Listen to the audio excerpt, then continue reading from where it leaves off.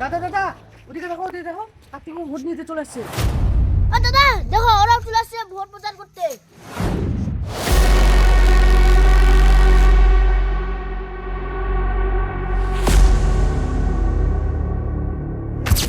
এই গ্রামত আমরা 5 বছর থেকে রাজত্ব করছি, তাই এই গ্রামত আমরা আগে প্রচার করবো। তোমরা 5 বছর ধরে রাজনীতি করেছেন নাকি আমরা জানিনি, এখন আমরা এই রাজত্ব করবো এই এলাকার। গাই গুণ আছেন বাড়িচ্ছেন না খারাপ তল, যাই যাই মতিন আসবেন তাই পাবেন একটা করে বোতল।